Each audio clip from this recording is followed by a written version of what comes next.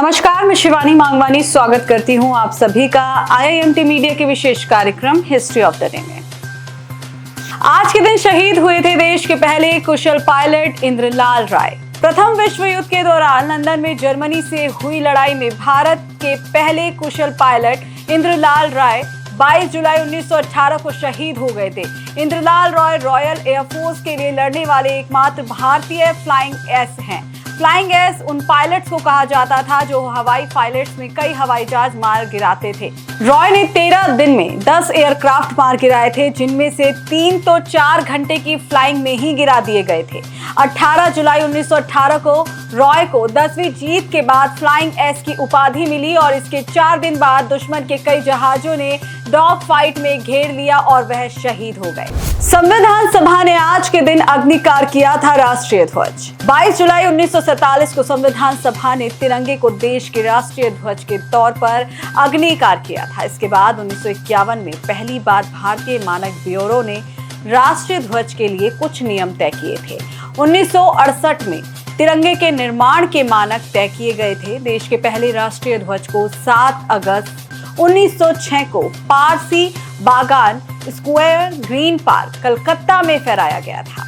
इस झंडे में लाल, पीले और हरे 3 रंगों की क्षैतिज पट्टियां थीं।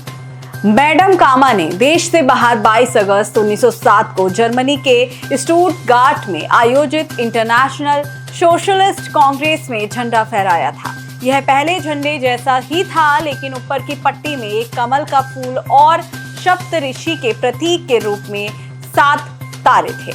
प्रणब मुखर्जी आज के दिन निर्वाचित हुए थे देश के राष्ट्रपति। प्रणब मुखर्जी 22 जुलाई 1912 को देश के राष्ट्रपति निर्वाचित हुए थे। यूपीए उम्मीदवार प्रणब मुखर्जी को राष्ट्रपति चुनाव में 7,13,555 वोट यानी 69% वोट मिले थे, जबकि राजग का समर्थन प्राप्त पीए संगमा को 3,16,163 वोट यानी 31% वोट मिले थे। प्रणब मुखर्जी 1969 में कांग्रेस पार्टी के राज्यसभा सदस्य बने थे। वह 1975, 1981, 1993 और 1999 में फिर से चुने गए। 1973 में औद्योगिक विकास विभाग के केंद्रीय उप मंत्री के रूप में मंत्रिमंडल में शामिल हुए। 1982 से 1984 तक प्रणब मुखर्जी कई कैबिनेट पदों के लिए चुने जाते रहे और 1984 में देश के वित्त मंत्री बने। आज के दिन लागू की गई थी समान कार्य के लिए समान पारिश्रमिक की योजना। अंतर्राष्ट्रीय श्रम संगठन ने 22 जुलाई 1999 को समान कार्य के लिए समान पारिश्रमिक की कार्य योजना लागू की थी। यह संयुक्त राष्ट्र की एकमात्र त्रिपक्षीय संस्था है। यह श्रम मानक निर्धारित करने, नीतियां बनाने और सभ्य कार्य को बढ़ावा देने वाले कार्यक्रम तैयार करने के लिए 187 सदस्य देशों की सरकारों, नियोक्ताओं और श्रमिकों को एक साथ लाता है।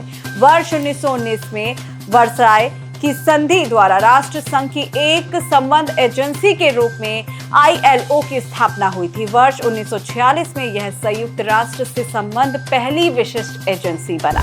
आज के लिए बस इतना ही। कल फिर भेंट होगी इतिहास में दर्ज कुछ और महत्वपूर्ण घटनाओं के साथ। तब तक के लिए देखते रहिए और सब्सक्राइब करिए IIMT मीडिया।